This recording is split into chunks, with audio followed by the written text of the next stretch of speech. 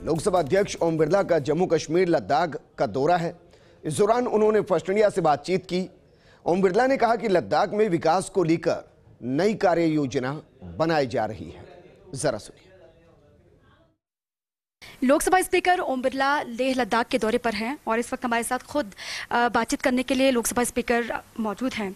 Sir, सबसे पहले तो यूनियन टेरिटरी बनने के बाद ये पहली मर्तबा आप यहाँ पहुँचे हुए हैं। यहाँ के विकास को लेकर क्या कहेंगे? कितने हालात बदले हैं इन 2 सालों में? मेरा पहली बार लद्दाख के लेह शहर में आना हुआ है और इस लेह के अंदर एक बहुत परिवर्तन नजर आ रहा है। मैं देख रहा हूं कि देश विदेश की पर्यटक बड़ी संख्या में लेह में आ रहे हैं। लेह लद्दाख एक ऐसा शहर है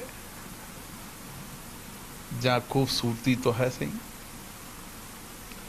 वाइट डेजर्ट दिखते हैं, पहाड़ियाँ दिखती हैं, लेकिन उसके साथ साथ यहाँ की संस्कृति, यहाँ का शांतिपूर्ण वातावरण,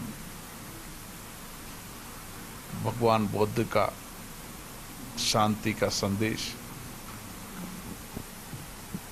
शांति कूप जो पूरे विश्व के अंदर अहिंसा और शांति का संदेश देता है, यहाँ की सिंधु नदी, झीलें, घाटियाँ और उसके साथ देश की रक्षा के लिए इस विपरीत परिस्थितियों के अंदर जुटे हमारे सैनिक। मैं यहाँ के निवासियों को धन्यवाद देता हूँ जिन्होंने यहाँ की संस्कृति, यहाँ की परंपराओं को जीवंत रखा है। देश की रक्षा के लिए इस भूमि के अंदर विषम परिस्थितियों में भी वे अपने जीवन यापन कर रहे हैं, लेकिन अब परिस्थितियां बदलती नजर आ रही हैं। भौगोलिक स्थिति देखा जाए तो सब कुछ सुविधा होने के बाद भी यहाँ के लोगों को उन सारी परिस्थितियों का सामना करना पड़ेगा, लेकिन लोग यहाँ के शांति प्रिय हैं, जीवंता है, जीने की ललक है और अपनी संस्कृति के प्रति प्रतिबद्धता है। केंद्र सरकार के द्वारा भी यहाँ पर विकास के बहुत काम किए जा रहे हैं। नए विश्वविद्यालय खोले जा रहे हैं। अभी सरकार ने एक नई केंद्रीय यूनिवर्सिटी भी खोली है, महाविद्यालय के काम हो रहे हैं, मेडिकल कॉलेज बन रहे हैं। इसके साथ साथ विशेष रूप से यहाँ के स्थानीय उत्पादकों को जोड़कर हम किस तरीके से स्वरोजगार को खड़ा कर सकते हैं। मुझे लगता है कि आने वाले समय के अंदर दुनिया के 3 शहरों में लेह होगा। दुनिया के और देश के पर्यटक यहाँ पर आएंगे, जिसके नए रोजगार के सृजन यहाँ पर होंगे। सर, पंचायती राज व्यवस्था को सुदृढ़ करने के लिए, सशक्त करने के लिए आपने अलग अलग जगहों पर ये सेमिनार एक तरीके से किए, पहले देहरादून फिर शिलोंग। अब यहाँ पर मकसद क्या है, खासतौर से जो कल प्रोग्राम होना है या फिर 31 तारीख को श्रीनगर में होना है? पंचायत राज व्यवस्था हमारे लोकतंत्र की विकेंद्र की सबसे प्रथम इकाई है और देश में लोकतंत्र सशक्त हो, मजबूत हो, लोकतंत्र शासन प्रणाली लोगों के प्रति जवाबदेह रहे, इसके लिए हमें सबसे विकेंद्रीकृत शासन व्यवस्था पंचायतों को सशक्त करना पड़ेगा, मजबूत करना पड़ेगा। और इसके लिए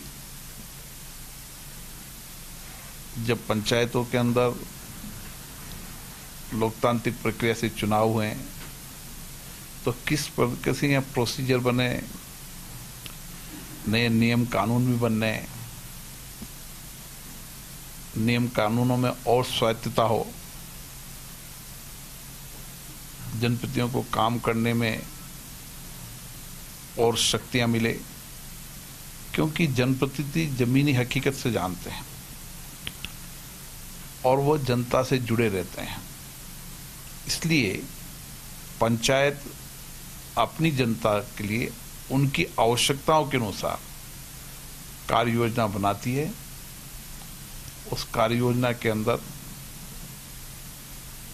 कार्यपालिका जवाबदेही से काम करे तो लोकतंत्र जितना मजबूत होगा, जितना सशक्त होगा, कार्यपालिका पर उतना ही नियंत्रण किया जा सकेगा।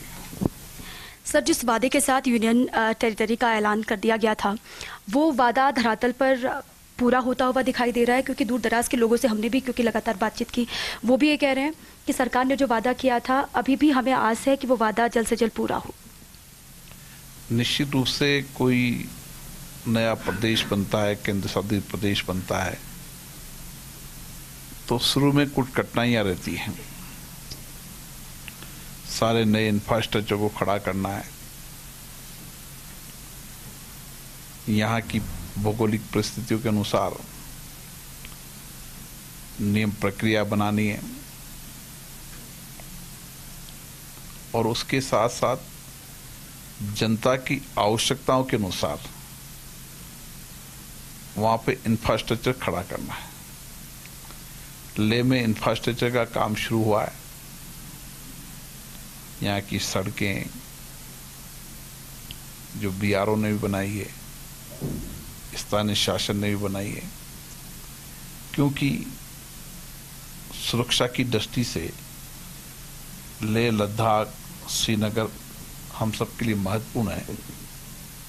उन परिस्थितियों को भी ध्यान में रखते हुए यहाँ पर विकास की कार्य योजना बनाई जा रही है। मुझे लगता है कि आने वाले समय में अपेक्षित परिणाम यहाँ पर आएंगे और लोगों को जिन अपेक्षाओं, आकांक्षाओं के साथ ये केंद्र शासित प्रदेश बना है, उन आकांक्षाओं को अपेक्षाओं को पूरा होगा, ऐसी मेरी आशा है। सर, दिल्ली में रहकर भी लगातार आपकी नज़र रही यहाँ के हालातों को लेकर। भारत का गौरव है लद्दाख, ये कई बार आपने भी कहा, केंद्रीय मंत्रियों ने भी कहा, सरकार भी लगातार ये कहती है कि भारत का गौरव है लद्दाख। अब उस लद्दाख में आने वाले वक्त में क्या विकास के परिवर्तन हम और जमीन पर देख सकते हैं? विकास की नई कार्य योजना बनाई जा रही है। मैं और यहाँ के अधिकारियों से कल चर्चा करूंगा, पंचायत राज के प्रतिनिधियों से चर्चा करूंगा और पंचायत राज के प्रतिनिधियों और अधिकारियों की संयुक्त बैठक के साथ उनकी आवश्यकताओं के अनुसार शासन प्रशासन काम करे, उनकी अपेक्षाओं आकांक्षाओं की प्रतिबद्धता से काम करे। इसके लिए व्यापक विचार विमर्श करेंगे, संवाद करेंगे, चर्चा करेंगे और उसमें से जो निष्कर्ष निकलेगा उसको एग्जीक्यूशन के पार्ट पर सरकार को आग्रह करेंगे। अभी तक बार बार केंद्र की सरकार ने ये कहा कि लद्दाख को विकास की मुख्य धारा से अलग रखा गया।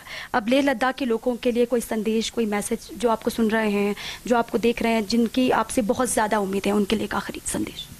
लेह लद्दाख के जो प्रतिनिधि हैं, जनता से चुने हुए प्रतिनिधि, उनसे भी चर्चा करेंगे और यहाँ की जनता से भी चर्चा करेंगे और दूर दराज के गांव के अंदर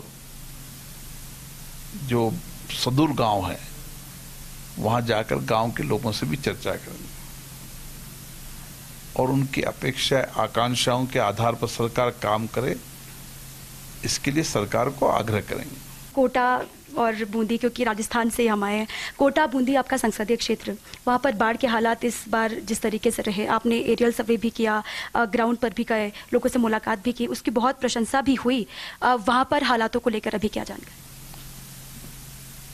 आपदा के कारण कई लोग बेघर हो गए, फसलें खराब हो चुकी है, केंद्रीय आपदा टीम भी पहुंची है, राज्य सरकार ने भी सर्वे कराया, मुझे लगता है कि शीघ्र उनको मुआवजा मिलेगा।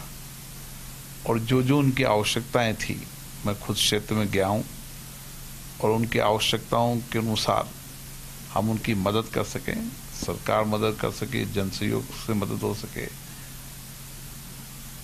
गैर सरकारी संगठन मदद कर सके, इसके लिए प्रयास कर रहे हैं। तो ये थे हमारे साथ लोकसभा स्पीकर ओम बिरला। कैमरामैन पवन मूर्तिकार के साथ दीपा बाफिला, लेह।